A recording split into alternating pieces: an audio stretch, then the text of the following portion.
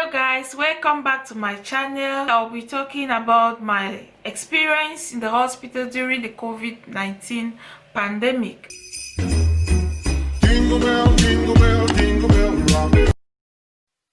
As you can see from the topic below, during this November month, I was admitted in the hospital, and I'll just try to give a summary of what happened and then what I learned, and yeah. So let me just go into the video. On this fateful day, it was maybe November 4th, I went to work. I was feeling very fine, and after about 2 hours I just felt a little bit of pain. I took it as the normal pain that someone will have. I got some paracetamol, but the pains kept on increasing. It reached a point that it was so serious. I knew that this thing was not normal pains, so I had to call one of my colleagues who came to my rescue. He came, he called the paramedics and the doctor on call. When the doctor came, he decided that I'm going to go to the hospital for further checkups, while he gave me some injection to reduce the pains. So that is how I went to the hospital. And the hospital is so there are so many patients coupled with the corona patients, so the nurses, the doctors, they have so much work.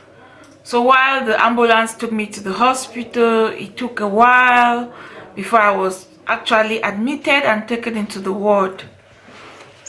While I was in the ward, I had some good experiences, funny experiences, but I'll just give some of those experiences.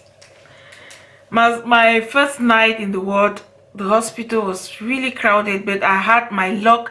They took me inside the room while some people were on beds on the corridor. So while I was in this room, I was with one old woman, and she kept on shouting. She had also pain, something like that. She was screaming, shouting. I couldn't sleep.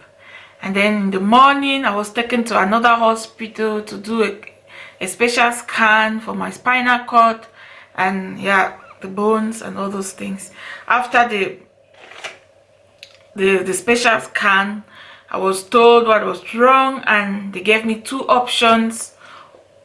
Either I do an operation or I do a very strong and short therapy for pains. So I took the option for this short therapy for pains.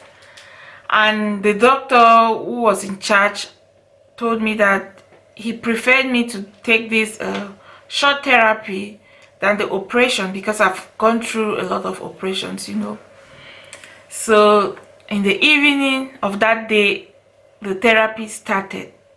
It was not an easy therapy, but to God be the glory. At the end of the 8 days, everything was good. As I left the work directly to the hospital, I had nothing. I was in my work dress. So my daughter, she did a very wonderful job. She packed some dresses, some things, and sent to me in the hospital. And I didn't even tell her what to put in the bag because I was still in pains. But you know what? She put my Bible. My Bible was the first thing that was on top of my bag when I opened. And I was very pleased, because during this period, visitors also are not allowed to visit in the hospital. So everything you come, you give it or you send it by post, and it will be given to the patient.